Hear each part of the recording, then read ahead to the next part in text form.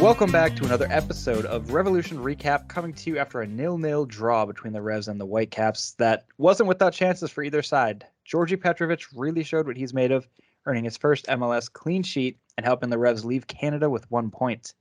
My name is Kris Valukis. Joining me today from the bent Musket, it's Jake Catanese. Jakes, thank you.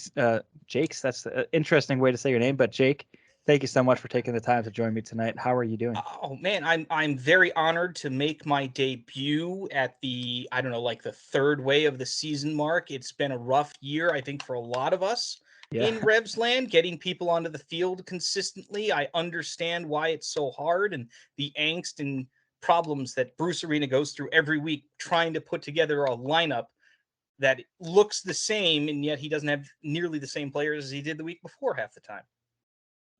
It's kind of maddening, isn't it? This roster is just ever evolving, and it can't seem to find any sort of cohesion going in any direction. Before we get too far into your thoughts on that, though, I wanted to just quickly mention that we're going to jump into our key takeaways, and those are brought to you tonight by our friends at the Rebellion. Be sure to check them out on Twitter at AnyRebellion or over at their website www.anyrebellion.org. And Jake, let's kick it straight to you. I want to get into these key takeaways. You kind of started talking about Bruce a little bit. I don't know if that's where you're going with this, but hit us with it. What is your key takeaway from tonight's draw? I think my key takeaway is until the Revs figure out their best formation, and that might not happen for another couple of months. There's going to be possibly incoming new players and everything else.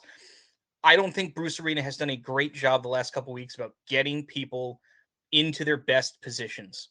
I don't think Tristison was the answer to play next to Carles Heel today. I don't think Tommy McNamara was the answer to that question a couple of weeks ago. If you're going to start Josie Altidore up top, I have no problem with Gustavo Bo being out wide. But I really think when right now, the Revs, the attacking group behind the striker, whether that's Bo or whether that's Altidore, you have Carles Hill, you have Dylan Borrero, and then you really need to have, in my opinion, it's either got to be Emma Boateng or Damien Rivera. If Sebastian Lletget is out, you need someone who's making late runs into the box. You need another way to stretch the defense. And New England far too often has to wait for numbers to get forward. And I don't have a problem with that because right now, the way the Revs formation is, you don't have Brandon Bye. You know De La Garza is going to be sitting back. De La Garza did great today, making very, very late runs when the Revs are established in possession. He joins in late. He gets to send in crosses, and that causes problems because now, Vancouver's looking around at numbers going, wait, I thought we had everyone covered. Not so much. The Revs aren't getting those types of situations. They're not generating overloads. Only Borrero is taking people on, and even he doesn't do that often enough. There's an imbalance to this team right now, and it's frustrating because you can see certain plays, Borrero taking people on, Gill on the ball at the top of the box where you think, hey, this is going to work. And then there's just not enough movement. There's not enough on the final ball. There's just something missing. And I think you're right. I think there is a lack of cohesion. There's a lack of balance. There's a lack of chemistry right now. And that's to be expected. This is always knew that this was going to be like this in 2022. But this streak where the Revs, 9 games unbeaten, that's impressive, regardless of whatever we think. Yes, 5 draws are in that mix. Probably should be more like 5 wins or 6 wins. You probably should have beaten Columbus. You definitely should have beaten the Union. You put up your best expected goals game against the Union. You tied them 1-1. But yeah, New England, did they play badly today? No. Was the game there for either team to take? Yes. Is a point absolutely a fair result? Yes, particularly on the road. Take the point, get back on the plane. Come back to the U.S., you're fine. But I think it's a very, very frustrating game for the Revolution because you can tell that they're close, and at the same time, they still might be a piece or two away. And those pieces just are out injured. Kessler's out injured. Polster's out injured. Lletget's out injured. There's just so many things where you're like, they're close. And I think that's the most frustrating part. I fully agree with that take. It does feel like they're close. They're linking it together and really making you get excited. Like you mentioned it before, once, when Heel gets it at the top of the box or Borrero's bringing it down into the byline, and you're thinking something's going to happen, this is going to be the moment, and it just all falls apart, or there's not enough support. So 100%, I get where you're coming from on that, and it's frustrating, as a fan or as someone that's just going to talk about the Revs. any side you're looking at it, as a casual fan of MLS, you're watching it and you're wanting to see some good football, some exciting plays, some good runs, and you don't see that final product with this current Revolution team that we're seeing out there right now. I think with this roster, there should be a lot more chances created, a lot more goals, a lot more offensive production. So Yeah. it's been tough seeing that kind of missing. Anything else before I jump on to my takeaway? No, I mean, 2 of 16 shooting today is bad. No matter Yes. how you slice it, that's bad. Only generating one expected goal in a very, very wide open game is not great. Now, I understand Vancouver generated the same amount of goals. A lot of great emergency defending from Petrovic and Bell and others. Today was not a bad. If you were a neutral fan, this was a very entertaining 0-0. I'm not saying this was a boring game. I'm not saying the Revs were awful. But the final product was immensely lacking today, and we've noticed that in spurts in other games where the Revs aren't generating the number of shots that they took today. And there's a late flurry of everyone shooting the final 15 minutes. I get it. Yeah. But you can just tell, this is a team, they're almost, and I know I've said this about Bruce's teams before, they're almost too patient, and you almost want them just go 3-on-3 and just beat someone. Because Tajon used to do that all the time. And I know Tajon's not here anymore, but you still have that mentality and the personnel on the field to do that, and they just don't for some reason. And that you're taking yourself out of situations by waiting. Don't wait. Go make something happen. It's interesting you're talking about the patience piece too, because a lot of what I'm seeing is the way that Djordje Petrovic has been playing. He's impatient, if anything, or just he's not so comfortable holding onto the ball. He's looking to get rid of it, like right away, almost to a fault. There was that one play late in the second half where it was a giveaway. He tried throwing it out to Bo.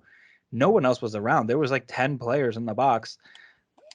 Obviously, that 10 is too many. That math doesn't add up. But I think you get the point that I'm saying here is that there was not any support for Bo on that outlet right there. I don't know why he went, but it shows that's the tempo that he's playing with. He's trying to get it going. He wants to get it moving, more direct, get downfield. The Revs aren't always playing that way.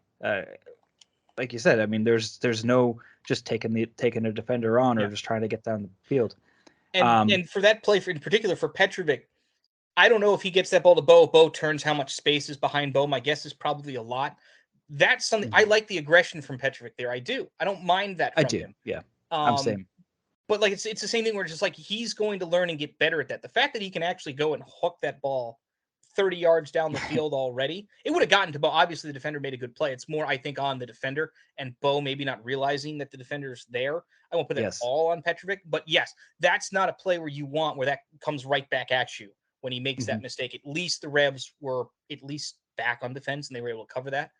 Yep. But and when it came back, Petrovic did clean it up. Make another save. Yeah. So, I mean, I don't have a problem like that. That play I like perfectly fine. It doesn't work, but I don't hate it.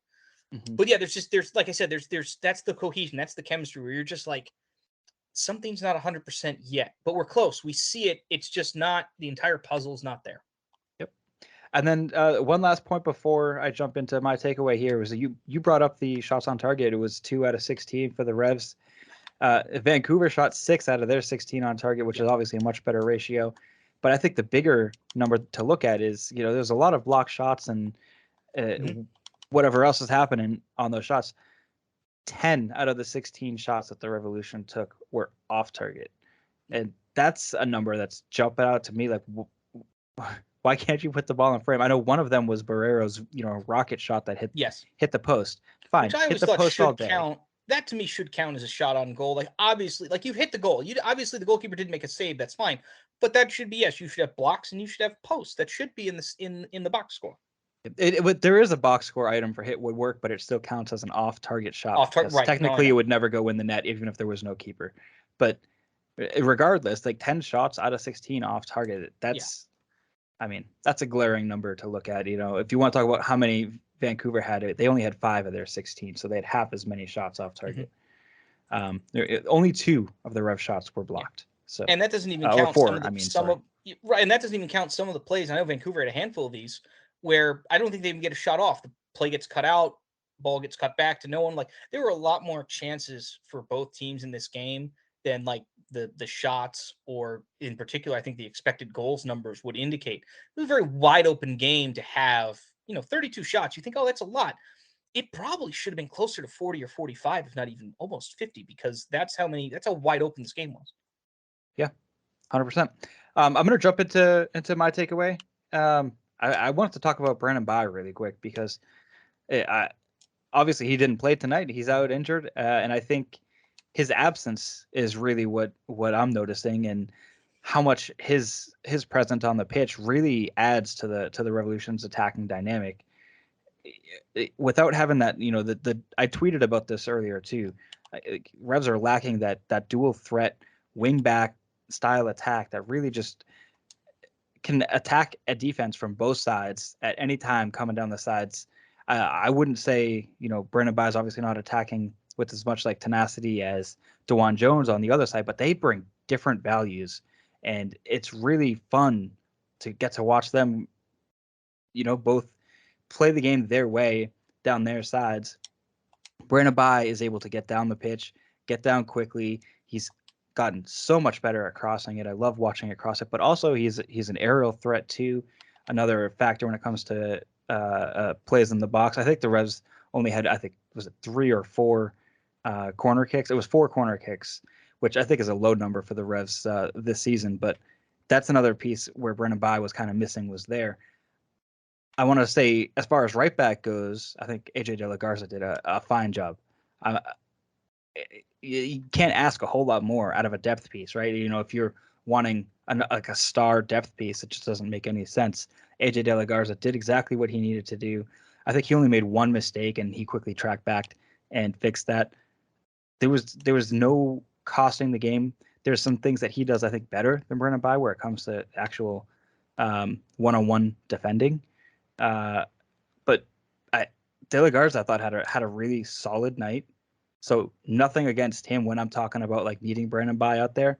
I'm more than happy to see AJD on that lineup week in and week out if that's how it has to happen. But I think the Revs are direly missing Brandon Bye, and that speed and just that other dynamic ability. There was no attack really coming down the right side.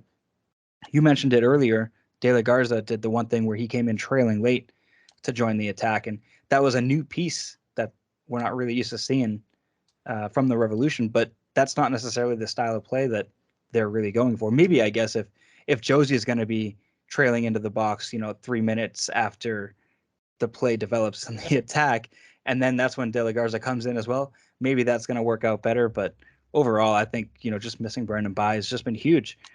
So I don't know if you had anything to add on Brandon Bye, but that's where I'm going tonight. Yeah, no, but I think that goes back to my point from earlier, where like you don't have enough people in the box, and when you have Brandon Bye, receiving that ball, you would hope that he receives it in a position that would happen a lot. The play would develop a lot faster, where Bye is already out wide and has maybe pulled the defender away, as opposed to De La Garza just overlapping and just being the only one there. But yeah, it's just I think that's what, going back to my earlier point, is that it's a very similar problem where the Revs aren't able to work the same types of matchups, but they're playing kind of the same style as if Books is still on the field, as if Tajon Buchanan is still on the field, and that's just not the case anymore. And I don't know if we've seen like a full adjustment to having a non-target man up at striker. Josie's not, I don't think, a terrible number 9 hold-up guy, but that's not Bo's game at all. Bo's game, you want through balls. You want him running into the ball. You want him playing off Borrero. You want them, Borrero, Bo, Heel, Boateng, Damien. You want those guys running at people. And the Revolution, I think, are today in particular, I think we're too passive at times and waited instead of attempting to really generate something for themselves. I don't have a problem with Bo or Heel or anyone playing hero ball and just being like, you know what, I'm going to beat this guy and try and shoot. Go for it. Absolutely go for it. You've got a 3-on-3. I don't have a problem trying to make something happen. Vancouver did it too. Vancouver had a number of opportunities where instead of just going at target, they waited and never got a shot off. Right. And you can say, it was good emergency defending, but Lucas Cavallini was around the goalkeeper. And all he had to do was just either find his open man or just try and put a shot on target. And the odds are Petrovic from 2 feet away isn't going to be able to react to it. If it gets behind him, it's a goal. So yeah, it's just one of those games. It's I think frustrating yet entertaining at the same time. Like I wasn't disappointed. I watched the game tonight. The rare time I get to watch a game from start to finish, as it's happening live, as opposed to several hours after the fact. Mm-hmm. But yeah, just like you can see the Revs game plan. You can see some of the tweaks that they've made. I do like, in particular, Borrero as not like a full blown winger, but kind of sort of like you're almost playing like 3 attacking mids, and one just kind of drifts out wide every now and again. And then the other 2 just help push the back line. But I don't think Bo does that enough as the lone striker. He doesn't push the back line enough. He comes back too much. You want to be able to figure out a way how to make that space work, and the Revs just haven't done that consistently yet. I think those are all great points, and I fully agree with all of that. I mean, especially the piece on Altidore. I agree. I think if you give Altidore the ball and he's in a shooting position, I would rate him higher than a lot of other MLS players. Majority. No problem. Yeah, I have no problem with Josie deciding, let's go on and get them all and just and shoot. I have no problem with that. I just think a lot of the times when Josie and Hill and some of these guys get on the ball, they have to create too much of an opportunity to shoot, where it really should just be, hey, I'm going to take a touch and just go, instead of I'm going to take a touch and then another touch, and then I still want to try and shoot this ball. Now you got 4 guys in front of you. Well, now you better pass the ball because there's 4 guys staring at you and someone else should be open. And I don't think the crossing from the Revs today was great overall. It caused some problems, but it wasn't like they were going to be scoring a lot of goals on it. I don't know. It's just one of those games. It's frustrating, but it's not the end of the world at the same time. Yep. Well, I wanted to talk about the lineup with you, right? So the Revs kind of rolled out the same 11 almost as they did last week, where there was one change. Arnor Traustason came in instead of Josie Altidore, and of course it's going to change the formation as well when you make that sort of switch. But was there any surprises? Did you expect more changes possibly to be made, or were you surprised that Josie didn't get the start, considering that he's supposed to be getting closer and closer to match fitness? No, I mean, I think the lineup was fine. I don't think the lineup was ideal. I don't think Traustason. I don't think you really want Traustason in like that hybrid attacking mid winger role. I think you'd really want him in a true center midfield role, which the Revs aren't really using with the diamond anymore. If there was ever a week to maybe go back to the diamond and just try it, right, this might have been the week to go and try and do that. Maybe Tommy Mack's on a yellow card accumulation suspension thing. Maybe you decide we kind of need him in case Matt Bolster's out for several more weeks. Maybe let's keep him off the field unless we desperately need him late to close out a game.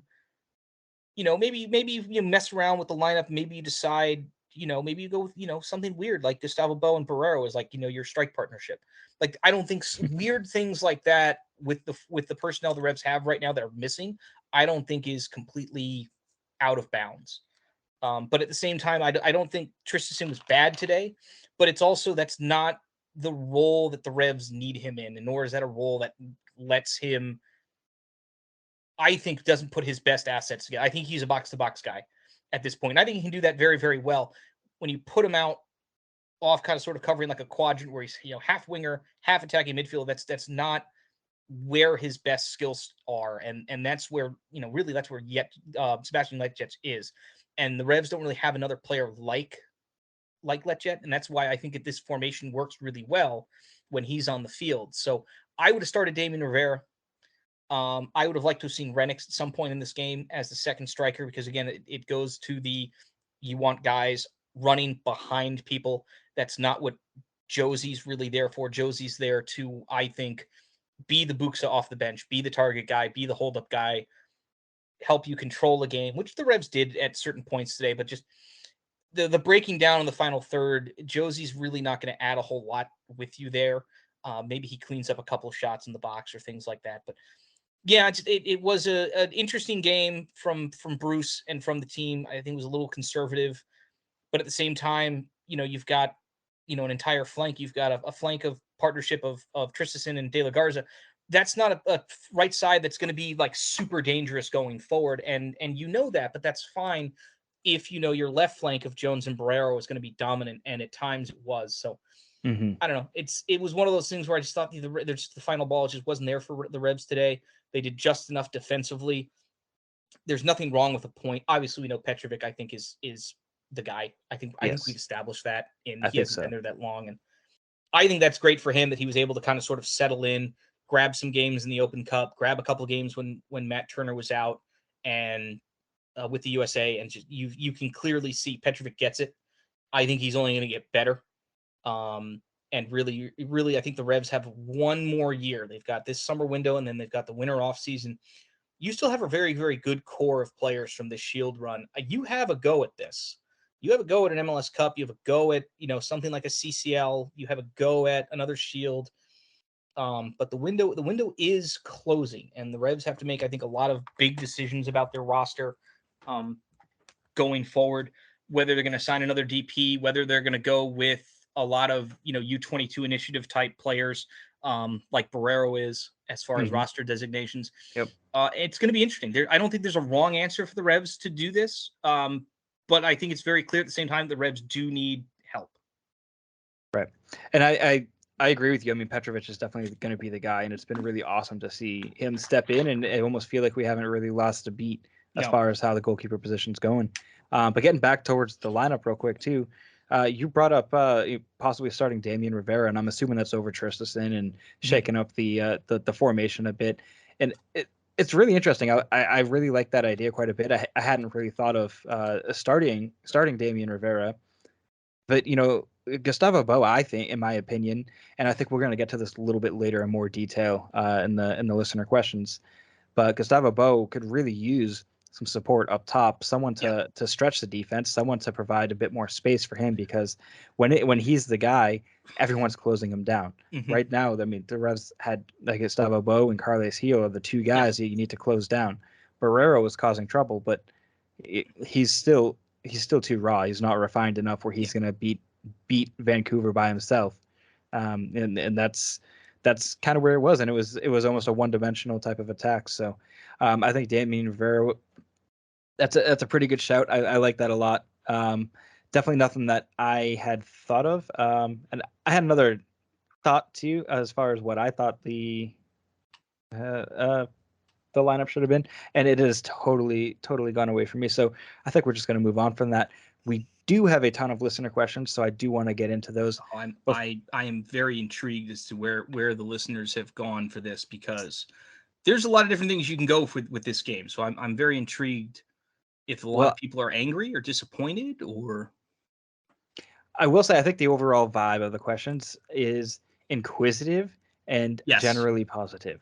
There was a ton of different and varying questions this week, which is fantastic. Normally, it's always 10 questions that are around the same topic. It's like the same main takeaway, and I totally get it, because those are the questions everyone wants to know. The same from my perspective as well. It's a lot of very different questions this week, so it's going to be very fun to get into. But before we do jump into those questions, I do want to take a quick minute to talk about the sponsor of this podcast, Golasso Kits. Golasso Kits is the go-to place to bring unique vintage jerseys to your home. Passion for the beautiful game does not have borders, and neither does their selection. And if you head to GolassoKits.com today, you can get 15% off your order using code RevsRecap. That's RevsRecap at checkout for 15% off your order at www.golassokits.com. So Jake, you're ready to get into these, right? Oh yes, absolutely. Okay. I'm going to start out with James Downing, big supporter of the podcast. James was sending in question, and then another one, and then another one, and he had his final one. So we're going to quickly run through James's questions. James over on Twitter, thank you so much for sending them in. Says, I don't remember which one came in first. I got these out of order, so I apologize, James, but we're going to try to get through these. He says, time and time again, we saw Gil drop back into defense, try to make something happen as Vancouver seemed to compact for the Revs to break down. Obviously, it's difficult to go to the West Coast. Oh, this is different questions. I messed that part up. But so as far as Carles Gil dropping back to the defense to make something happen, you kind of brought that up a little bit in your key takeaway too. Yes. Was there anything else that you kind of saw around Carlos Gil's positioning, or it's definitely frustrating to see him have to drop so far back. It was bizarre because you saw Tommy McNamara playing almost as a third center back at times too. So I'm not really sure what the need was for Carlos Gil to drop back so much, but he was back there a lot. Yeah, I think the it's not so much that Carlos dropping back into the deep midfield to get the ball is fine. Carlos Gil dropping back into Matt Polster territory as that third center back, that's bad because now your best creative force is 50 yards farther away from goal than he should be.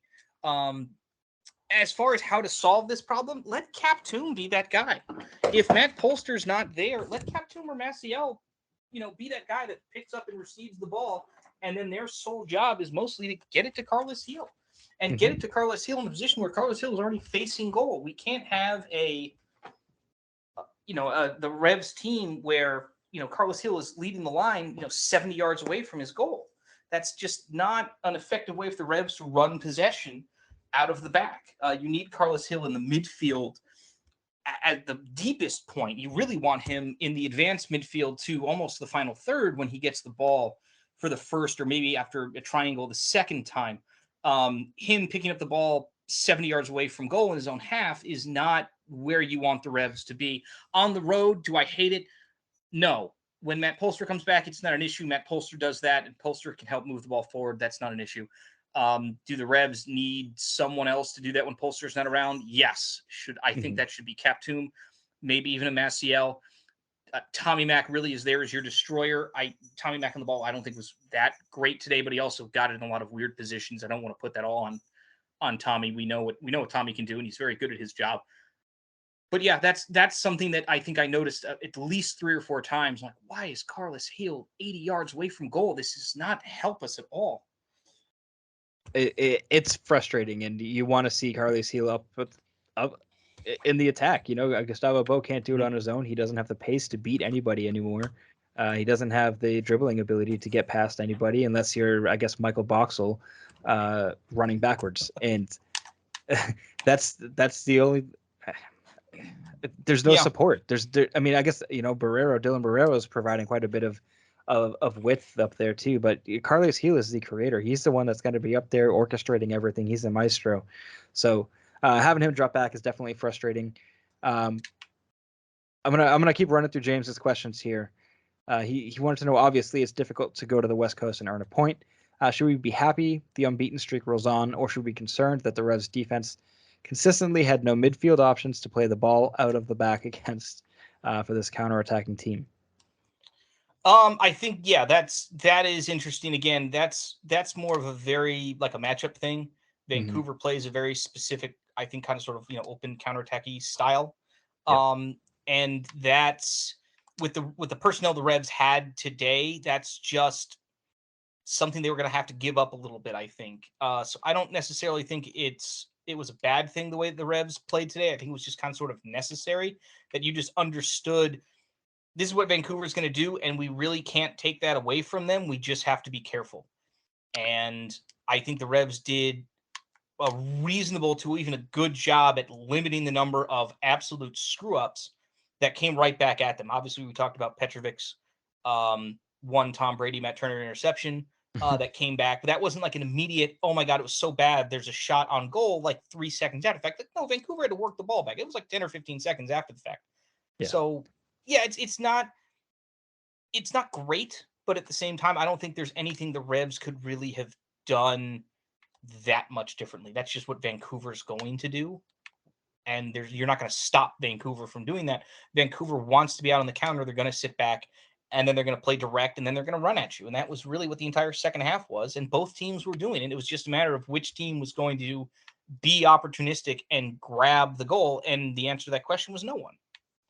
Right. And we should be happy that the unbeaten streak rolls on. I mean, I think yes. I'm happy. Yes, absolutely. You're never unhappy. Listen, the Revolution were in a spot a couple of months ago where we thought this was not even a playoff team. Now there's a very good chance not only are they a playoff team, there's a very good chance this team probably can and should host a home game the first week of the playoffs, which from where they were a couple of months ago is perfectly fine. You were never going to be the same Shield winning team as last year, not losing Buchanan, not losing Buxa. not losing Turner. You knew there was going to be not only a drop-off, there's going to be a period of adjustment. The goal, I think, for this year was to take that period of adjustment, shorten it down as much as possible so that in 2023, your guys like Borrero and Petrovic and whoever else might come in, they're ready to go from day one, and you can, have a go at, an MLS Cup, maybe even a U.S. Open Cup. I don't think the Revs are going to make the Don't CCL. break my heart on the Open Cup again. I'm just listen. It is the Open Cup is a crapshoot. If you really want to go for it, you can go for it. Most teams, I don't think, go for it. We didn't go for it, which is again based on roster and everything else. Perfectly acceptable decision to put out a B- lineup in Queens a couple weeks ago. But yeah, it's never a bad time to go out to the West Coast and get a point. Can we be disappointed that it could have been 3 points? Yes. Do I think it should have been 3 points? No. Well, James also wants to know, Djordje Petrovic looked excellent tonight. I think we can both agree with that. I think everybody agrees with that. I think the stat line agrees with that. 6 saves, fantastic night, man of the match, all around. So no argument with him looking excellent. But James's real question is Djordje the best job the Revs front office has ever done of replacing a departing player? And I gotta say it's looking that way. It might be a bit early doors to be really making that distinction. But overall, I mean, it's almost like the Revs haven't missed a beat as far as goalkeeper goes with Matt Turner leaving. Their biggest issues, I guess, was when Earl Edwards Jr. was a net early on in the season. But that's not a Petrovic issue. So for me, I'm saying yes, but I also didn't follow the team as closely for many years. Jake, I'm sure you got something up your sleeve. Well, listen, I don't want to throw Brad Knighton or Earl Edwards under the bus they did, I think, more than adequate job as the second and or third goalkeeper at the beginning of the year. They were there to do their job. Matt Turner was out injured.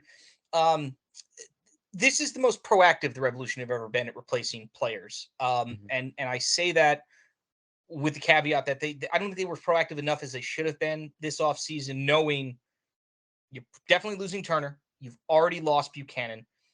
You brought in Josie. I think he's a fine depth option. Brought in Letjet, who's a legitimate starter option. And you brought in Omar. We're not going to talk about Omar. We've done that, I think, on this podcast enough.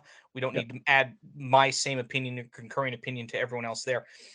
New England identified and realized very early on they were still one attacking midfielder / winger short, and they went out and they got Borrero. They realized, if Matt Turner's going to miss more time with the USA, and he's going to, even when he comes back, we're going to need a starter. I don't know if we can platoon Edwards and Knighton and maybe get a result like this tonight. Maybe you give up. Maybe, Cavallini slots in that ball home because someone plays the ball differently. So, yeah, this is the most proactive the Revolution have ever been in that they got 2 guys in before the end of the summer window. They got in a U22 initiative player. They got in Petrovic on a legitimate transfer from Kukariki in Serbia, and he seems to be a very good goalkeeper, possibly even, maybe future international goalkeeper for Serbia if he hasn't already gotten a couple of caps for them. He'll probably get a few more. I believe he has been capped, yeah. Okay, I don't know if it's been a friendly, but he might feature in a legitimate tournament at some point in his career for Serbia, if not a couple legitimate tournaments and World Cup qualifying. And I think that New England, I correctly identified for the first time, possibly ever, that yes, we need to be proactive. We haven't done a good enough job. We need to go out and we need to get more. Whereas in years past, that did not occur. That's not to say the Revolution, like every signing they've ever made, has been terrible. Milton Caraglio, Jerry Banks, and those are good players. They didn't work out in New England. They didn't get enough other signings in to support those players. You think, we need to go get a striker and that'll solve all of our issues 10 years ago. No, that's not how this works. You need to have far more than the Revolution had beginning of the year. Beginning of the year, obviously with injuries and everything else, you can't really fix that. But even at the beginning of the year, when you had what you thought was your best overall lineup, you were still an attacking player short. You still needed someone to play next to Letjet and Carlos Gil in that attacking midfield. And the Revolution correctly identified that player was not on the roster. And they went and addressed that problem. They knew that a starting goalkeeper was going to be brought in. They didn't wait for the summer window. They waited and got their guy in before Matt Turner left. That is the sign, in my opinion, of how far the Revs have come in the short few years of Bruce Arena at the helm. In past years, those moves probably don't get made, and you're probably just, we'll fix it in post. No, in past do years, that. it's the Jacob Jackson route. It's the super draft. Yes. Well, hopefully we got our guy. And the thing, those types of depth options and developing things like that, those can pan out in a pinch, and those are very effective. But the Revolution, with the resources that they have now financially from the transfers out, you need significantly more from the offseason. Like, you've got a sale of Turner pending. You can go out and spend money. Go do it. There's no reason why Borrero, you couldn't try to bring him in at the beginning of the year, or a player like Borrero. Obviously, I know you have your guy. You want to get him. You want to sign him. But this is not. It's not like the Buchanan sale just suddenly popped up in January. You knew about that 9 months ago. That was finalized last summer. This is nothing new for replacing Buchanan. So yes, is this the best job the Revolution have done from a like-to-like player for Petrovic and Turner? Honestly, it might be. But at the very least, this is the most proactive. Like May, the end of the summer, like primary transfer window, the most proactive the Revs have been at identifying we need help. We're shorthanded right now. And then they went out and they actually did it. And that's a very, very rare occasion. I'm not going to say it's never happened before, but it's never happened to this successfully before. Absolutely. Yep. And the only question now is, how sustainable is it? So it seems like it might be a long-term thing. Hopefully it is. Djordje Petrovic doing awesome. There's one other question from James on Djordje Petrovic, and I think, Jake, having you on tonight is going to be the perfect thing, because I know you love puns. Twitter knows you love puns. So we got to find something here. It's not a pun. We're asking for one. All right. He wants to know, what's the Turner train equivalent for Petrovic. And I was tweeting out earlier that he needs some sort of like some Petro station. So it's like a play on the petrol stations. Petrovic Petrol. Let's see. Yeah, we're gonna need petrol. This is. I don't know if I'm gonna tweet at Ben Softly later. Ben Softly is my Eastern language, European, and pronunciation expert. Ben Softly, I do not think will fail us in this category. Okay, that's awesome. We're looking forward to it. But I think the debate's still out. We got to find something. And then James had one last question. I think we're spending a full 10 minutes on James's questions right now. But he says, final question, I promise. What's your thoughts on Bale and Chiellini to LAFC on TAM deals somehow? Do you have any opinion on this? I thought Chiellini was an actual DP. I could be wrong. Maybe he is TAM. I didn't catch the full details of the Chiellini deal, so listen, Bale, I think, can come into MLS and do very, very well. Bale is who he is in this league with his skill set, just on set pieces. He can do a lot of good for LAFC. The only thing I will say about Chiellini is that I think he will do better than Pirlo's last year at NYCFC. I'm going to set the bar that low because I don't watch enough Serie A. I know he's a good player, but he's also a defender in a league that is known for speed and attacking, and that type of intelligence from an old center back it might not be, or an old holding midfield, it might just not be how that works. Yep. Well, I will add, Chiellini is not listed as a designated player. Okay, so that on the LAFC website. It might have both been TAM deals then. I don't know how Bale gets in as a TAM deal unless he's just literally making less than $1 million a year. They might have paid him in golf courses. I don't know. That'd be an interesting way of doing that. It's the new type of Beckham deal, I guess. Well, furthering down this path, while we're talking about Gareth Bale, Alex Dolan, he had a question. It's for Sean Donahue. Obviously, Sean's not on the pod tonight, but I wanted to know if Sean was open to moving to LA with him to hang out on golf courses all day, waiting to meet Gareth Bale. And I mean, I don't know why he's only asking Sean. I'd love to go do that. Let's maybe not move, but let's just take a week. I mean, listen, you have to. If you don't already have a shirt that says, like, Wales, golf, LAFC in that order. Like, if you don't already have that shirt and you're LAFC, you're doing it wrong. I'm very sorry. That's how this works now. LAFC should know better and should already have this going. Yep. Yeah, that's how that works. That's literally how that works. That shirt should already exist. We should already be able to buy it. Yes. I mean, in full context, I do know why he's calling out Sean, because obviously Sean is a huge Spurs fan. Yes. So it does make sense. But I mean, don't need to exclude me on this deal. Come on. And I'd love to meet Gareth Bale. He seems like a fine human being. All right, so we got a whole lot more questions. I know James and Alex, thank you so much for sending yours in. I'm going to try to move through these. I don't know how much time we can spend on each one of them because we got to try to get to all of them as best we can. Tyler O'Brien over on Twitter. 2 strikers or 1. Bo sometimes struggles to find the game, like so far, like he did in tonight's game. When he's playing alone, he has trouble. But during the Buksa Bo era, he sometimes struggled to control the midfield. So what do you think kind of works best for him? What's the best solution there?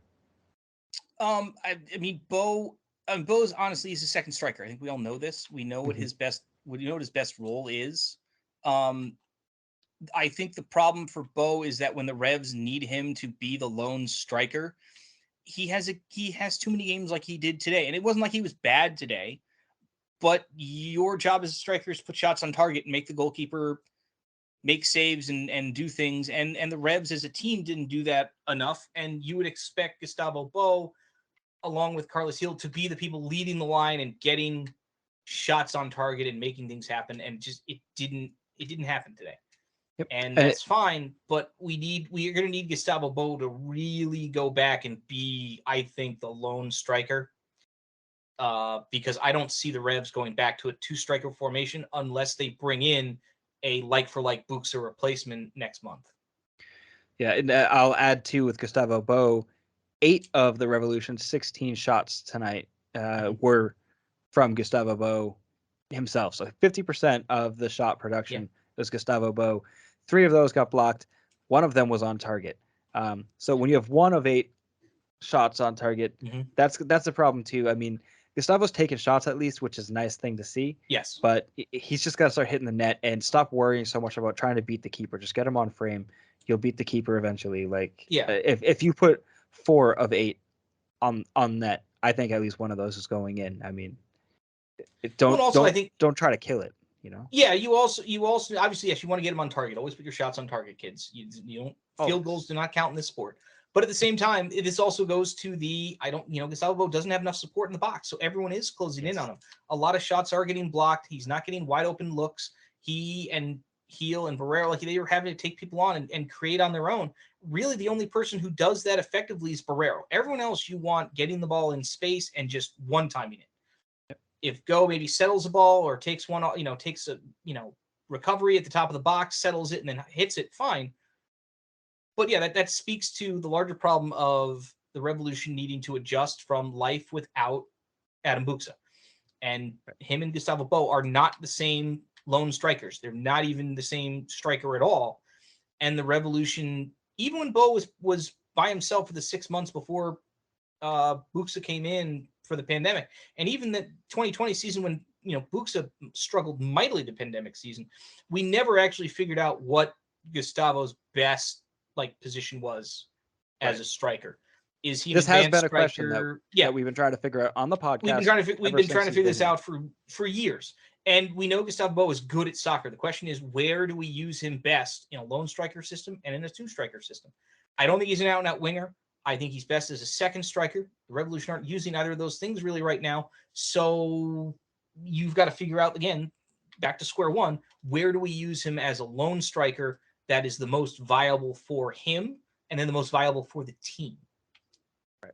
And so I think the answer to Tyler's question is that the goal, I think you and I can agree on it, is that the Revs need to aim for having 2 strikers with Bo. Is that correct?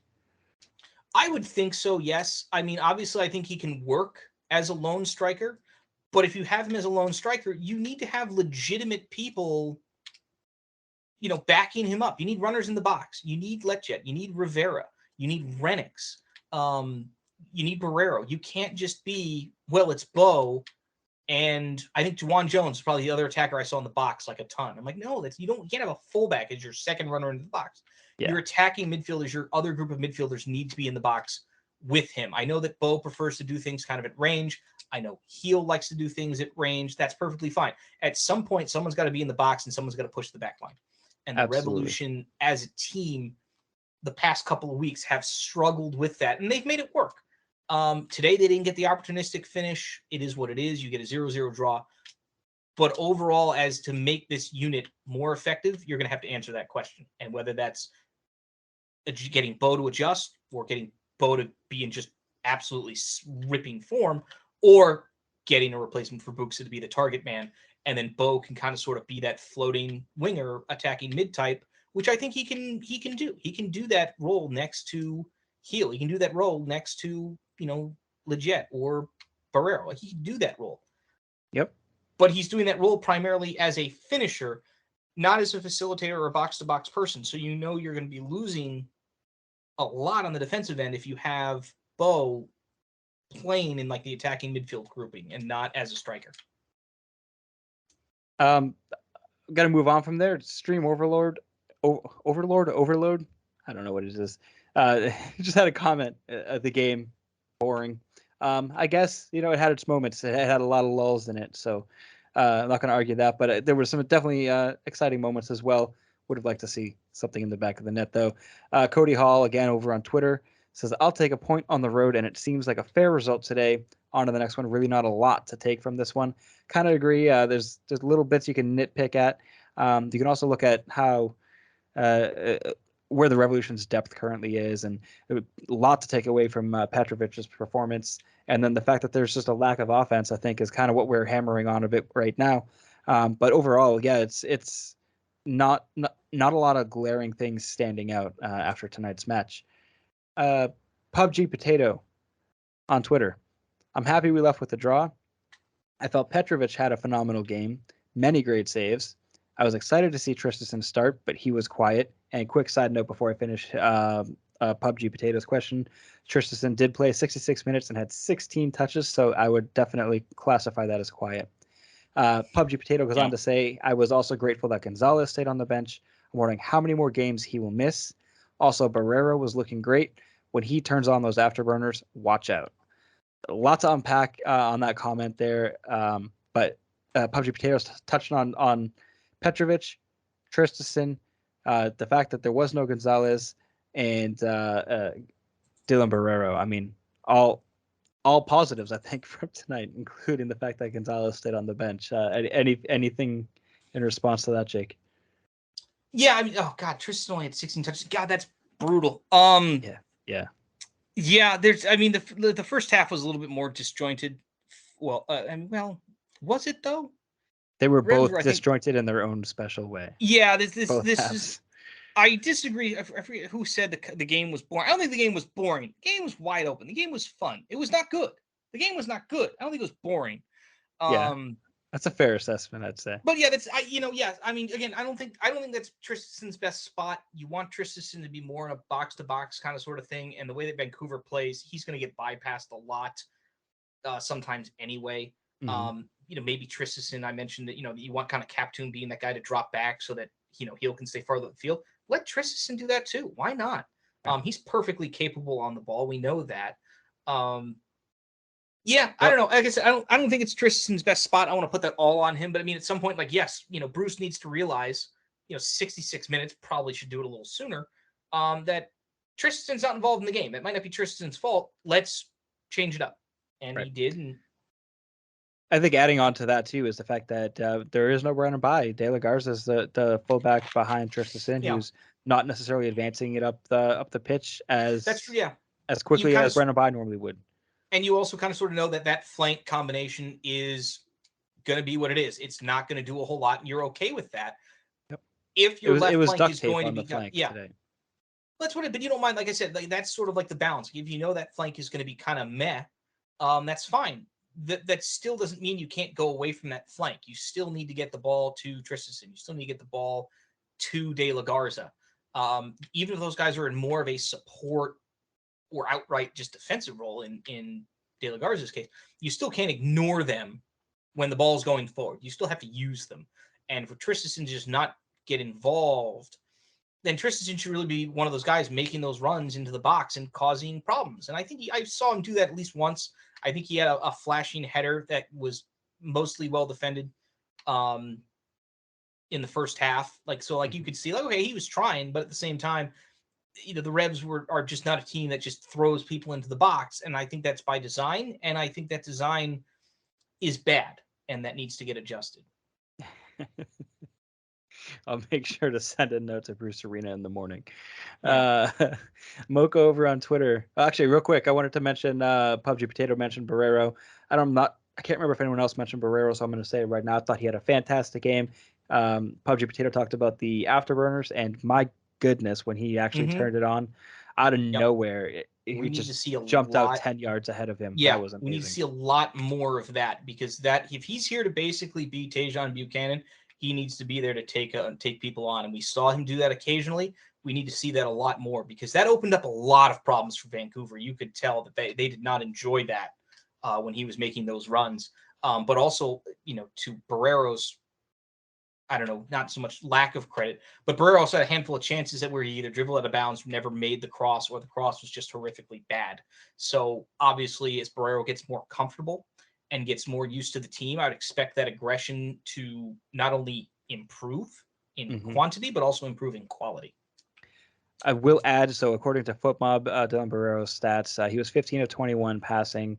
He did create a chance. His dribbling, he was 0 for 4 on successful dribbles, which is a bit shocking. Right. Yeah. But it is about right. He had 38 touches, and this was all in 82 minutes. Dispossessed one time. Really not terrible, but didn't win any duels, really. He won 1 out of 6 ground duels. No aerial duels. I guess he's not really an aerial threat, but no, and really that's not what the Revolution style is going to be anyway. They're going to kind of sort of press people. They're not going to sort of dispossess people. They're just going to force you to make bad passes and then they should go the other way with it. But a lot of times they just don't. Exactly. So I mean, he is kind of as advertised so far. He's got that Tajon Buchanan swagger to him, but he's definitely rough around the edges. A raw talent, and I think it's just really exciting, and I can't wait to see this kid develop along with Djordje Petrovic. So, Mocha over on Twitter wants to know, honestly, the only thing Josie does is try and draw pens. Need to bring in a box-to-box player to sit next to Polster, although I thought T-Mac looked pretty decent tonight. We need another Borrero-type player on the other side and a target man up top. So do you agree with those two additions is what the Revs are really looking for? Another box-to-box midfielder and a target man? I think if you're going to improve the team, yes, those are the two. You have options, where you can, I love Tommy Mac. I do. I want Tommy Mac more coming off the bench and making spot starts. Yep. Than playing 75 or 80 minutes a game. But that's not what we want Tommy Mac doing. Yes, I think a legitimately great partner next to Polster would be amazing. If that means that at some point you probably don't have a Captoom or a Tristison going forward after next season, that kind of is what it is. One thought on Josie's penalty. I didn't think that was a penalty. I'm very sorry. That was incidental contact. I had no problem with that as a no call. I think the defender for Vancouver, Brown, was it? He's looking at the ball and just gets run over. Josie reacts and is looking for the ball, and it's not a penalty. I thought that was fine. The 2 yellow cards that were issued in this game, I could have done without either of them. The one where I think Captoom got dumped after his shot, he was already off balance. I had no problem with that being a foul. I don't think that's a card. That looked worse because Captoom whiffed the shot so badly, and McNamara and Cavallini, I think, just got tangled up in the attacking third. I think if you call that foul, it has to be a yellow card for tactical reasons, but also at the same time, it's like it's 2 guys who just sort of turned around and ran into each other. So at the same time, it's like, But yeah, Josie. Everyone keeps saying Josie's not full fitness. I don't want to just bag on Josie. He is what he is right now. And I think he has a role to play on this team, and we're waiting to see how effective he can be at that role. He was okay today. I don't think he was great. I think when you have a 0-0 game like this and you bring him in, you want him to be making a legitimate impact on the game. And I don't think he did that today. That's my point as well. I think Josie Altidore is the player that was brought in to make an impact in games like these. He's brought in to essentially be a replacement for Adam Buksa because he's got that very similar style of play. But I mean, Josie Altidore is on the pitch for 28 minutes. Do you want to take a guess at how many touches he had? Um, I'll give you a hint. It's less than 4 and more than 2. That's not great. So he didn't have a shot. I know he didn't have a shot. So that means, yeah, you can't have a target striker with 3 touches. no, and so it doesn't work. I think I'm really trying to reel myself back here because I've been kind of going hard into the Josie stuff, and a lot of it has just been for the bants and stuff like that. I think there's really something that could be there with Josie Altidore. Yeah, it's not there right now, and I just kind of wish Bruce Arena would maybe try something else instead of forcing the Josie thing right now. If Josie's not match fit or not 100% fit, then let him get fit. Let him do what he needs to do. Bring in some of the guys. Start Damian Rivera, like you said. Justin Rennicks would have been, if you're actually, now again, this is a different style. If Gustavo Bo and you're not playing with like a back to goal kind of sort of thing. Again, I think the Revs being on the road, trying to be a little bit slower, trying to be a little bit more conservative. I get it. But again, this is not where I think you want the Revs to be overall. I think you honestly want the Revs to be an aggressive, attack-minded team. So putting on someone like Josie in a 0-0 game to be proactive is fine if you're getting him the ball and you're combining with him. If you're not, put Rennicks out there. Let him try and run in behind someone. Bo wasn't really trying that. That's not really what maybe we want Bo doing either. Put Bo out on the wing. Let him be the second guy coming into the box or the third guy coming into the box, which is what he wants to do. And let Rennicks just run at people and cause some problems. Open up space for Carles. Open up some space for Borrero. So that they don't have to do it on their own. That's the imbalance that I'm talking about, where you don't have, as a team, the Revs are not creating space. They're not making the right types of runs. And there's just that lack of cohesion. But at the same time, the passing and some of the possession is so good that, you take a little half step, you open up a crossing lane, and then Borrero's on the doorstep waiting to cross the ball into a box where there's only one person in it. So, I mean, again, the game is frustrating. I don't think the Revs played badly, but again, there's still that adjustment period of what the Revs are doing without Buksa, without Matt Polster. We even need to say this as much as we have. Matt Polster not being here is a big deal because it changes the way the Revolution bring the ball up the field. That's a fundamental thing of how they play the game. That's missing. So there's a lot of things that the Revs are having to adjust a little bit here on the fly, on top of the other things they're trying to change fundamentally with the personnel that they are bringing in. So I don't want to it's not all on Josie, but yes, you'd expect Josie, who's been in the league for a long time, to know how to play striker and get involved in a game. Yeah, I mean, we're talking about the attack right now, which is perfect timing because Steve McRogan over on Twitter says, when will Altidore get more comfortable with the system, and when will the team adapt to give him service that he can use regularly? And that's exactly kind of what we're talking about. It's a little bit frustrating too when you look at the way that the team's kind of built, because it's supposed to be like an explosive attack of some sort, right? You have Carles Gil, you have Dylan Borrero, Emma Boateng coming off the bench. Those are kind of explosive, like all of a sudden in transition, game-changing type players. And then you have two of the most immobile forwards in all of MLS. I'm sure there's worse examples, Higuain or whatever, but Gustavo Bo is not beating any defender for the most part one-on-one. No. And Josie Altidore is still walking back and forth from center circle to the top of the box. So I don't understand how you're going to play an explosive or quick or any sort of like creative football at all when you have that as your strike partners. It doesn't add up to me. And I think Bo doesn't get enough credit for some of the stuff he does off the ball. When he wants to, make those runs into the box. I think he's very good at it, but also I think he knows he doesn't want to be the only one running into the box. So that's why he sits back, because everyone else is sitting back. So that needs to be everyone get on the same page. I don't know if it's entirely a Josie problem, but Josie should know how to get himself involved in a game. He's been playing soccer long enough He's been in At MLS very long high enough. Like levels. these, this is not something where, if this is a fitness problem, Josie shouldn't be on the field. If this is how long is it going to take Josie to like really click?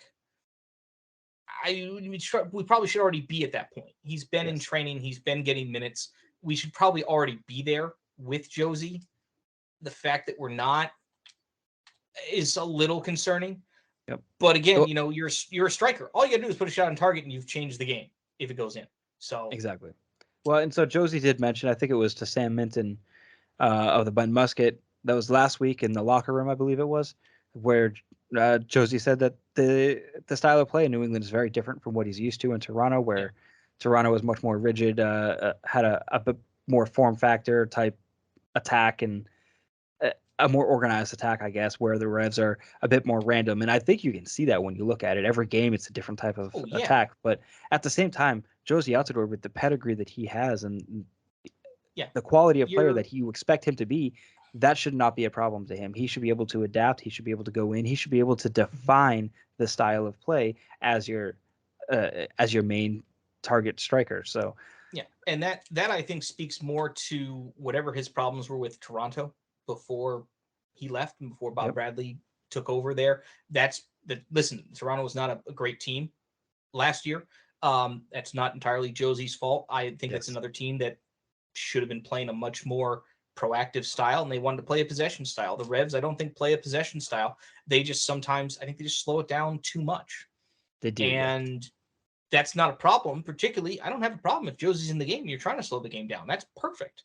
Again, going back to, that's kind of what we wanted Omar Gonzalez to be. Want Omar Gonzalez coming off the bench and being a closer. Maybe you go 5 at the back. You use his experience, you use his deterrent so that people aren't putting in 80 crosses into your box. And you've got, Turner, Kessler, and Farrell there against, 5 people, trying to defend, 6,000 aerial crosses into the box at the end of the game. So yeah, there's a balance that Josie needs to find, as far as making the style work for him. But by default, he should be able to find the game, and he has not done that. And I think that's what it is by default. He should be able to find it, like you said. And I will also say, to Josie's credit, I don't know if it's to his credit, but maybe in his defense, the Revs still haven't figured out exactly what they're doing. There's still a lot of changes that are going to be coming. So it's going to be hard for a new player to come in and acclimate to a system that is not defined, or it has a lot of moving pieces, a lot of injuries going on, new players coming in, other players going out, transfers, this and that and the other thing. So I get it. There's a lot of stuff going on. So I'm not like totally saying this Josie signing is a complete failure yet. I still don't know exactly what the financial allocation is between Toronto and New England, but money side of it, because we don't know what that is, so let's not speculate on it. I can't say that this is like a failed signing at this point in the season. No. I would like to give it a few more months at least and see exactly what Bruce has up his sleeve. No, I think whatever the contract situation is, hopefully maybe we learn more about that, because I don't think Josie can be a DP next year anyway. And I think he's only a DP. I assume he might be on Toronto's books, but I don't know how that works, nor, quite frankly, do I care, because, the rules are made up and the points don't matter. Yes. But, yeah, you're right. Josie as a value signing, and this is honestly where the Revolution, I think, have at times struggled, is those guys on those $500,000 to $600,000 contracts, your Tristans, your captains. These are the guys that you want that are going to be borderline starters, if not outright starters, to, they're going to play several thousand minutes for you a year, and you need them to be good, and you need them to have an impact when they're on the field, and you need them to effectively outwork a guy like Tommy McNamara. And I mean this as a credit to Tommy McNamara when I say this.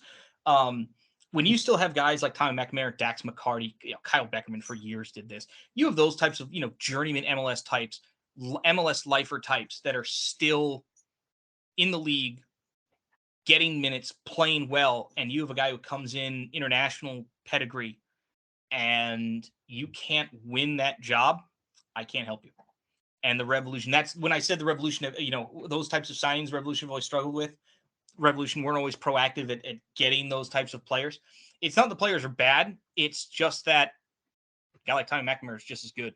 And in this league with the salary cap and everything else, you can't have your value options like that fail you that badly.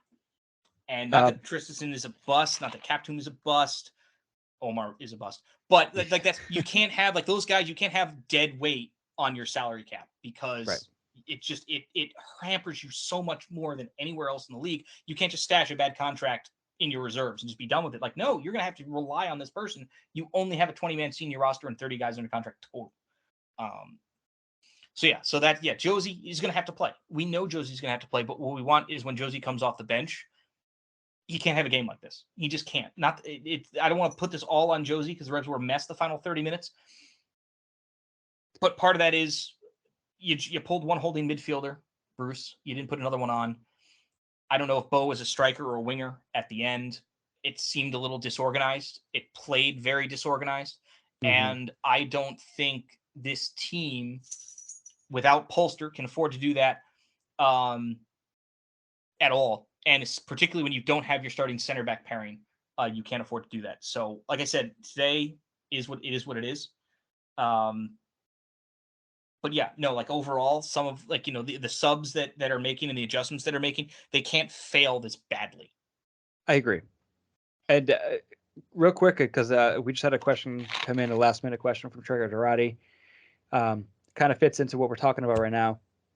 Traeger says, keep up the good work, y'all. Petrovic, man of the match, which we all agree. Fantastic game from him. He says, we have no threat in the box. Revs need to buy out Josie at the end of the season without question. So Traeger is going straight to Revs need to buy out Josie. I think Traeger's done with the Josie experiment. I know I've just said that I'm giving him a couple of months or a few months at least before I can really have a more of an answer. I want to see more of what the Revs game plan is and how Josie might possibly fit into that before I can really think. But what are your thoughts real quick? As far as buying out Josie, you think that's something that the Revs should consider at this point? I think without knowing the financials with Toronto, like if Toronto's paying the bulk of his contract like this year or next or however it works, I have no problem keeping Josie because the value is fine. Josie right now is your best target striker on this field. Honestly, he's probably your only target. The closest thing you have to a target striker is Josie Altidore. Is that a problem? Yes. Is that something the Revs might have to address either this transfer window or the next? Yes. Do I have a problem with Josie being the third striker on this team? No. Right now he's right now he's the second striker on this team. Do I hate that? No. But I do hate that his performance today with 3 touches. I thought he was okay. I thought he made some good runs. Obviously, you've got to get him the ball. But obviously, you also need for him to work the ball off to help other people. And that's something he needs to figure out a lot quicker than he has. Yes. But no, I don't think Josie being on the roster is a problem. There's a cost-effective analysis to Josie being on the roster. His benefits are right now Toronto's paying the majority of his contract, and he's a domestic U.S. player. When Toronto stops paying the majority of his contract and he's making anywhere above TAM level money, it might cease to be a good deal from a value standpoint. And yes, Traeger would be correct. All right, moving on. TSP11 over on Discord. Of course, you can always leave questions over on Discord as well. And we're talking in the attack still. Wants to know, is Renix just done? What in-game circumstances is Bruce waiting for to use him?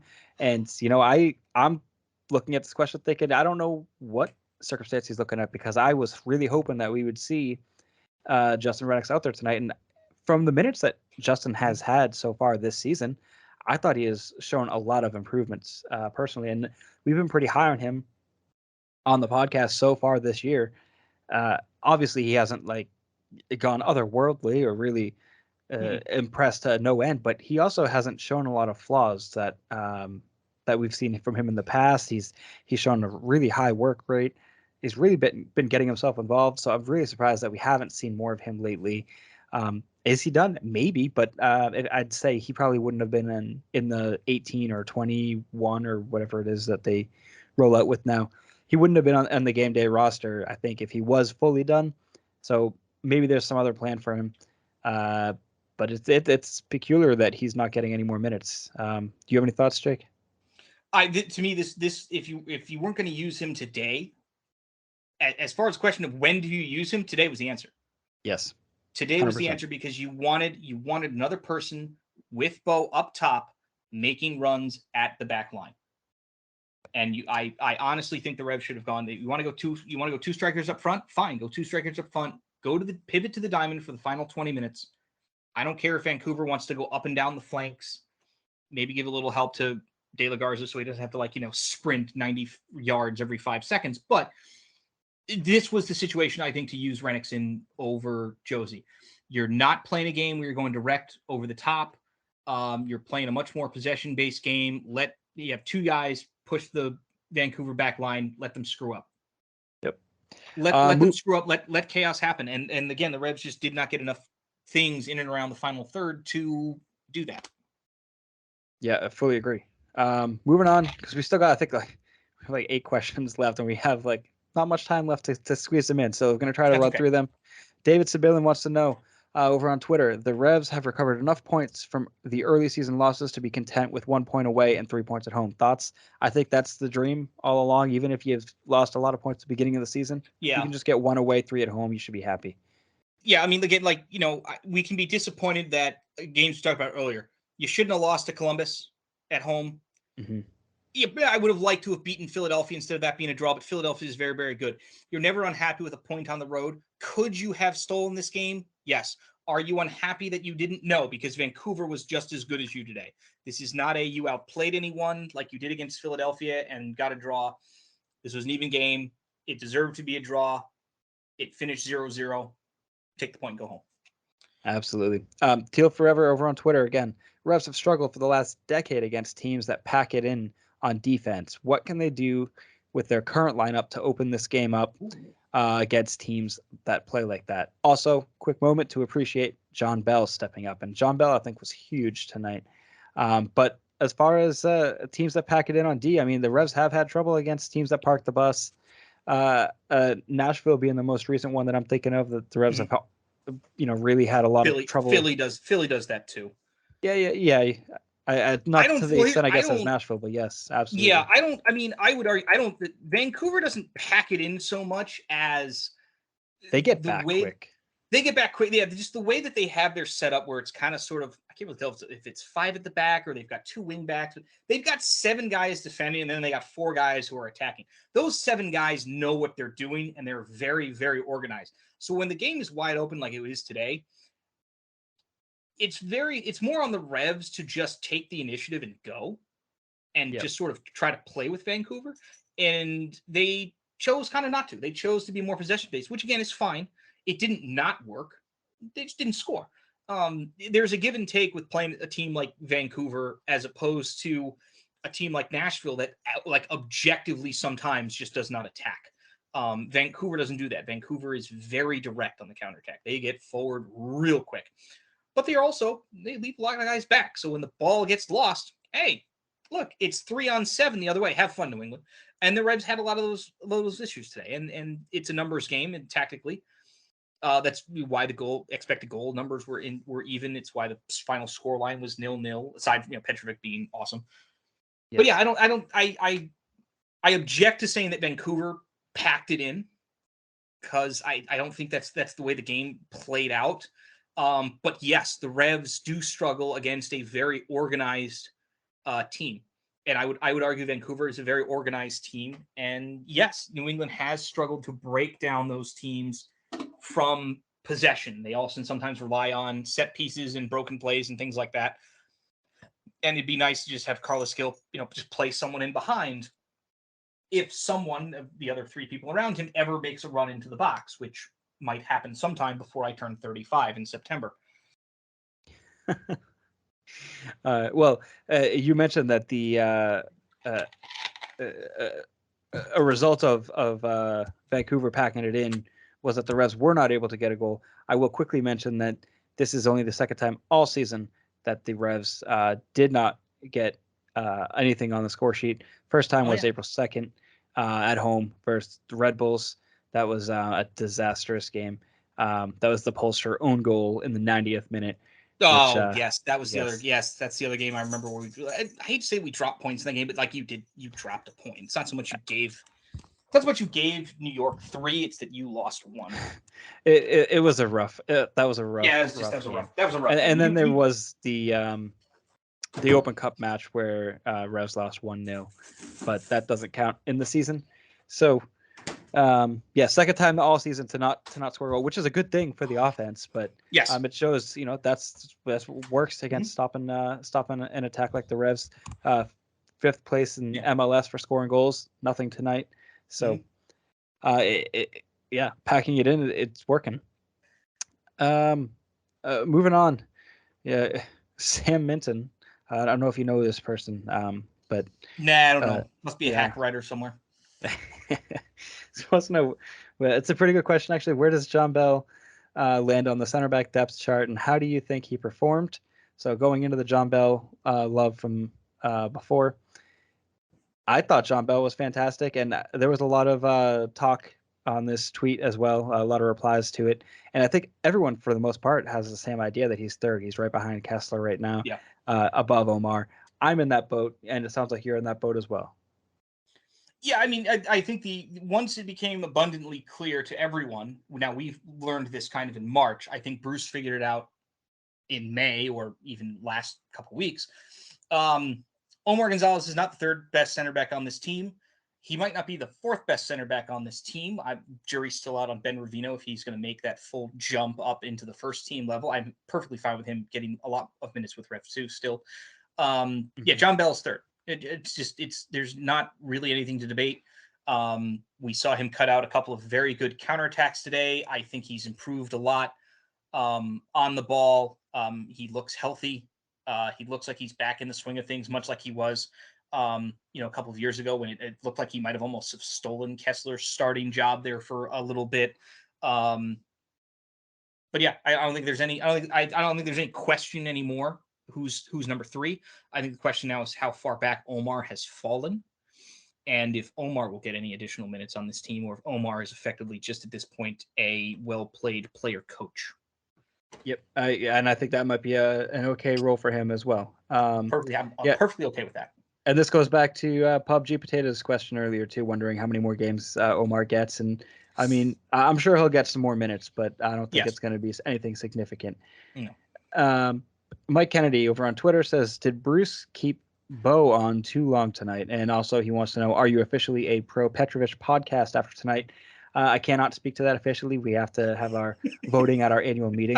But it's definitely we need longer than a week to mourn the final stop of the Turner train. Come on, Mike. Exactly. The derailment of the Turner train. So, but did Bo, was he on too long? Bo finished the game on the field, correct? He played all 90? I thought he came off in the 80 something. 80. No, I don't 90. think Yeah, Bo was he went 90. Yep. He went 90. I don't know. I think Gustavo Bo, unless you are winning or unless he has said, "Hey, I've got, something's a little tight."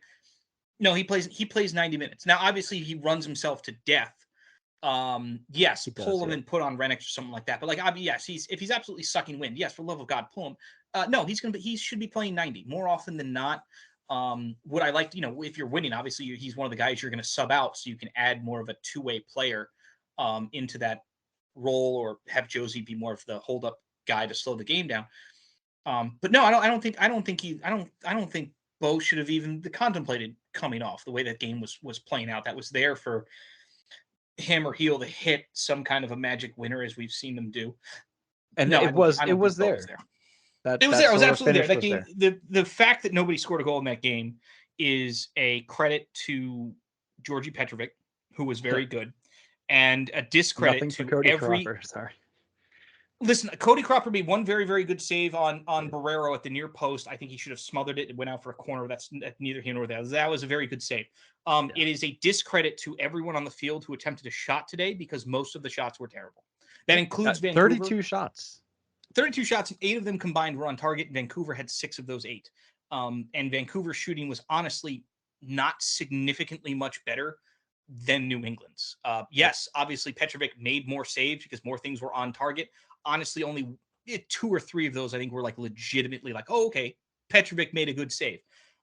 Three of them are kind of sort of the normal, I catch, whatever it is, come off the line stuff. But yeah, no, I think this is more of the 0-0 scoreline, I think, is just as much of a credit to Petrovic as it is to everyone on the field. Could not shoot very well today.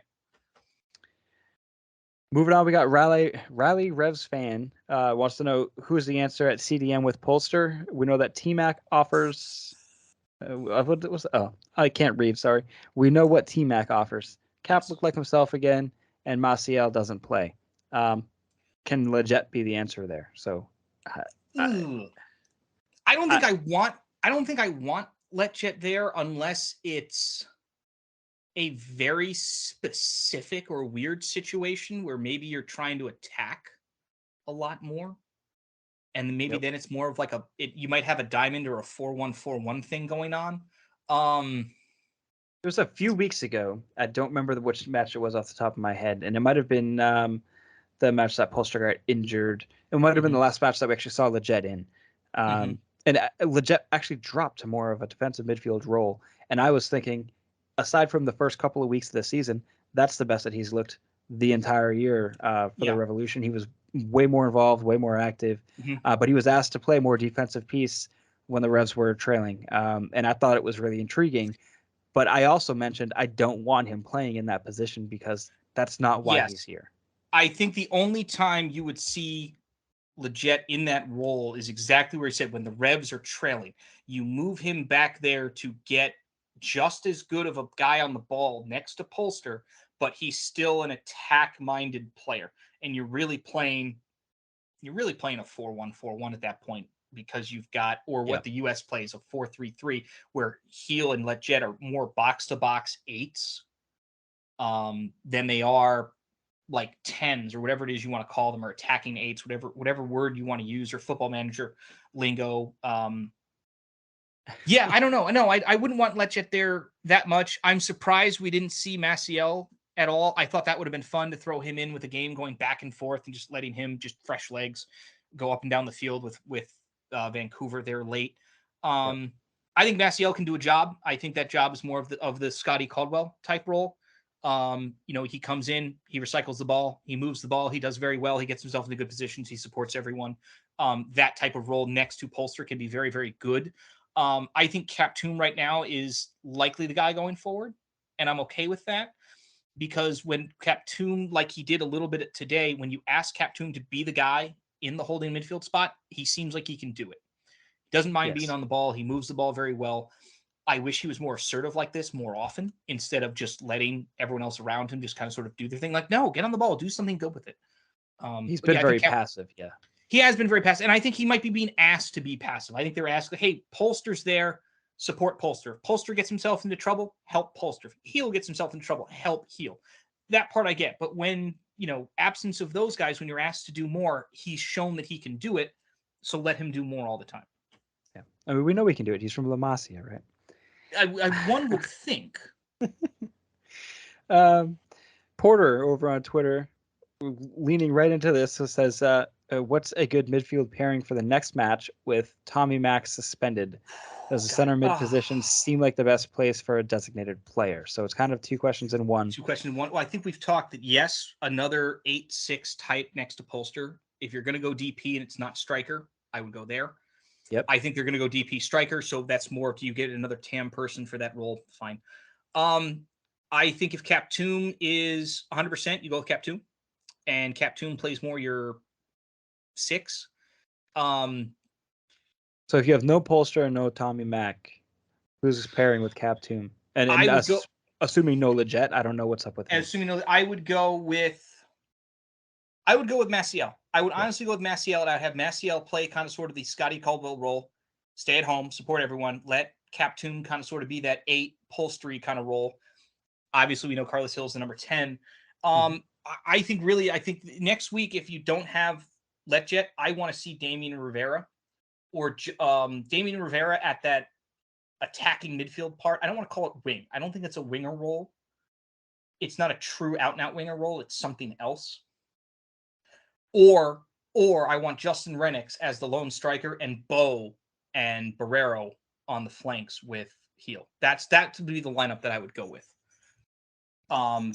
But obviously, who's ever on the side, if De La Garza plays again, Borrero has to play on the right, because you want Borrero to at least track back and help De La Garza, and I don't think you're going to get that with Bo as a flanker. I have no problem leaving Jones on an island because he's DeJuan Jones. He's amazing. He can do it. But you are going to want to help De La Garza if he's playing right back again. And he's been very good, but I still want some help with him, particularly someone who is fast. That's fair. I think that's, I mean, the only real options I think are going to be Captum and Maciel. You know, he kind of. The only person, could you drop Tristis in there and could he do that job? Yes, I think he could. Is that where you want him? Honestly, no. I don't. I think Tristison's best role was that shuttling center midfield role, and he was really, really good there for a couple weeks. He dismantled a bad Miami team last year, and then he went back to being like a bit like part-time player. And I don't. I know he's good. That's the problem. It's just we're not using him right. Exactly. Oh, Jake, we've almost made it. We have one question left. Okay. It's coming from RevsFan94 on Twitter. Wants to know how many off-season signings have actually worked. So I assume we're talking this past off-season. So we're talking Josie, we're talking Omar, we're talking Sebastian Lletget. Was that it for the actual off-season signings? If we're talking, I mean, I would still count. I mean, when we say off-season's such a loaded term. Yeah. Because especially in this sport. Especially in this sport. I mean, if we're arguing, the only signing that has been an abject failure has been Omar. Yes. I think Lletget is good. I think Borrero is good. I think Petrovic is great. If you want to say that Josie has been bad and then therefore is a failure, fine. Hasn't worked, I would say. So Josie hasn't worked. I don't say, and Josie is who he is. We need to find the role for him. But if he's also given that role and he sucks at it, it's a Josie problem. Right. Would you? So I think the real question here is Sebastian Lletget. Do you think Sebastian Lletget signings to date has worked? Yes. Okay. Yes, I do. Now the downside is that people say like, well, he's missed some time and the Revs have still won. Like, well, yes, but honestly, when the Revs were awful at the beginning of the year, Lletget was arguably the second best player in the field for us. That wasn't a DP. It was Carlos Hill and it was Lletget making runs into the box. What this team desperately needs, and Seth, I'm sure, has clipped a handful of these, is these runs where Lletget darts towards a post. People look at Lletget and then look back and go, oh, crap, Carlos is shooting. Oh, crap, Bo just got the ball and we're not on him. We need more of that in the box. Borrero is going to help with that problem. That's why they went and got Borrero. I think they specifically got Borrero to pair with Lletget to have two of those guys going into the box with a striker, whether that was Buxa, whether that was Bo. Heck, it could be Renix or Josie at this point. But if you're going to play with one striker, as the Revs I think are going to for most of the remainder of the year, both of those guys on the field combining with Carlos Hill pulling the strings, those are three guys making runs in the box. And then you've got someone like Polster or Jones or Bai crashing the top of the box and getting those shots off. The system the Revs have on paper can work as soon as we get everyone healthy and as soon as we can maybe just get a little bit of luck. Because we've had some luck this year, but not like the luck we had last year or the opportunistic finishing that we had last year where we turned draws into wins. Okay, well, I think that's it. We've made it through. Jake, do you have any final thoughts? Anything that we haven't touched on? No, I think this was oddly a good game to sort of like encompass like the Revs season as a whole, because it both, I think, identifies the problems they still have, and yet at the same time the moves they have made to address those problems. We can see in bits how I think the Revs want to play when they've got their first choice team on the field, and they haven't had that yet. I mean, obviously, I think Polster might be the second most important person on the field behind Heel. Obviously, Books is not being here, notwithstanding. I think, obviously, I would argue, Lletget could be like third or fourth on that list of most important people you want on this field. Bai would also be up there as well. And those are very important pieces to be missing. Effectively 3-4 starters, arguably, if you want to count Buxa. there are not a lot of teams in MLS who can go on the road to Vancouver on a Sunday night and get a 0-0 draw. I'm sorry, there's just not. That's a very good Vancouver team, a very unique style they play compared to the rest of the league, in my opinion. And the Revs did pretty well tonight. Honestly, they did. Was a little frantic? Yes. Was a little hectic? Yes. Could they have easily lost this game? Sure, they could easily have won it too. So, I think the point is fine. I think the overall, arcing theme for the Revs they are close. They need to get healthy again. They are not going to retain or return, I don't think, to the Shield form they had last year. That was an impossible level of a lot of things going on. But I think they can certainly return to a form that was pretty darn close to that. And I think if we can get a competitive Revolution team, I think we'll all be very happy. Looking at some sort of MLS Cup playoffs run. I think that's all we can really hope for. I think that is honestly that's the goal. I mean, it's always kind of sort of the goal, but you got the Shield. You're never going to, that's that particular Shield year to get your first trophy like that is amazing. Obviously, with the people you had going out this year, you were never going to return to that level of form. But can you target a return to that level of form next year by doing a lot of good in the second half of this season and in the summer? Yes, you can. And I think that when we talked earlier about the Revs being proactive and signing like for like players, you need to do more of that. You always need to be looking to improve the team. If that means that maybe Tristan isn't here next year because you have someone who fits the formation better or someone who happens to be younger, if you go the U22 initiative route, the Revolution are on the right path. They haven't gotten the results to match the good that path is doing. They still need to get healthy. But I think there's a lot of positives to come from this game that are, there are still issues beyond having a horrific night shooting. We know that, but at the same time, I don't think there's anything overly arcing wrong with the performance tonight. It worked. The system, for the most part, it worked. You're throwing together a bit of a patchwork lineup that's still improving from the disaster that was, March. And I think the Revs are going to be fine. I think the goal is you want to get at least above, where are we now? 6th? Yes, last I saw you're in 6th. You're 2 points behind the Red Bulls for 4th. Mm-hmm. That's it. You're 2 points behind the Red Bulls for. I mean, honestly, you're right there. Are you catching Philly or New York City this year? No, I don't think so. I think they're the class of the East, and they will eventually run away with it. Philadelphia just needs to win more games at home, though. 4-0-5 for Philadelphia. I just noticed that's a little odd. But I think can you get to 3rd or 4th? Can you catch Montreal or Red Bulls? Yes, I think easily. You can easily do that. Well, I think you heard it here first. That's what the Revs can do. Easily get 3rd or 4th. Jake, when this happens or doesn't happen, where can people find you on social media to yell at you? I'm going to be asleep, but you can always tweet me at Catanese43. Occasionally I read at the Bent Musket on Twitter. Occasionally I write the Bent Musket on Twitter. You can find me usually doing the Saturday or Sunday game previews. We're hoping, I say the word hoping because I've started and stopped this about 3 or 4 times now. We are hoping to do at least one homage to Matt Turner column over the next couple of days. When that might come out, I don't know. But hopefully it'll come out this week if I can get stuff done on my off days before I go back into work. Because I think there needs to be a send off to Matt Turner column that I have not written yet, and I would like to do that. And also sort of put the Revs, arguably the last year and a half or so, kind of into a great positive perspective, because the Bruce Arena era and what it has accomplished in just effectively, I want to say 3 years, June 2019 is when he really took over. Something like that, yeah.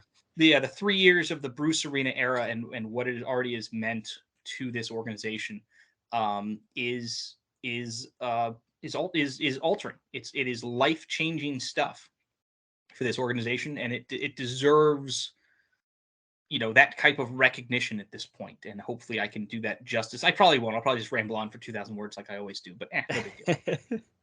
No, it's awesome. Well, Jake, Thank you so much for taking time to join me tonight and to go through all this. And everybody, stay on the lookout for that Matt Turner goodbye column that may or may not be coming. Who knows? It's going to be a I make no surprise if promises. it comes, and Yeah. it would be a surprise if it doesn't. But hey, you can follow me over on Twitter at Kris Valukis, and of course, follow the podcast as well on Twitter, Facebook, and Instagram at Revolution Recap. And please rate and review us on iTunes, Spotify, or wherever it is that you listen to your podcast. Be sure to check out our friends over at the Bent Musket, including Jake. Lastly, if you feel so inclined to support the podcast any further, you can consider becoming a Patreon at www.patreon.com/Revolution Recap. Thank you to the sponsor of this podcast, Golasso Kits. Remember, 50% off at golassokits.com using code Revs Recap. And I think that's pretty much it. Thank you again so much for listening. It's a long one, so if you made it to the end, genuinely, thank you so much for listening. We'll be back next week after the Revs host FC Cincinnati, and go Revs.